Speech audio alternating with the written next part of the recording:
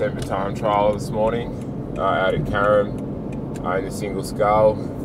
It's my first time trial since surgery in June this year, so it'll be a pretty good test to gauge where I'm up to. And I think the coaches are starting to lose a little bit of patience with me based on the fact that, you know, I think they want to see me going a bit quicker and doing more training with the rest of the group. If he didn't have some of that emotional drive that he has, he wouldn't be doing this now. He would have walked away and gotten on with study and other things. So one side of it's a strength. The other side is, you know, you've got to make sure you're aware of that and you can mitigate that when it starts to take over.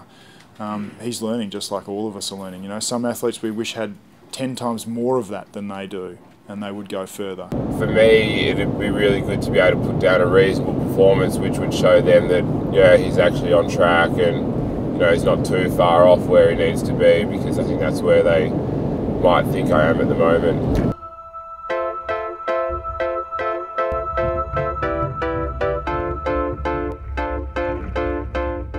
Feeling reasonably good on the start line.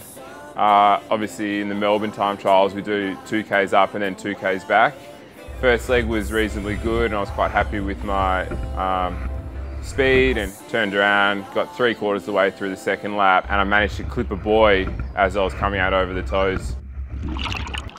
Oar just flew out of my hand and just kept wrapping around, and I went to grab that, and then all of a sudden I was in the water, and so that didn't end very well. It was a little bit frustrating. Just driving into Lawn to start the summer holiday.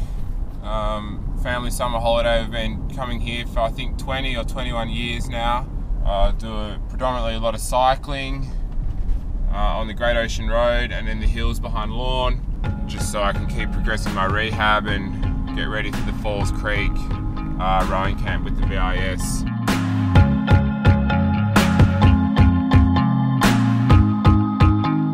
My New Year's resolution is to be more emotionally stable.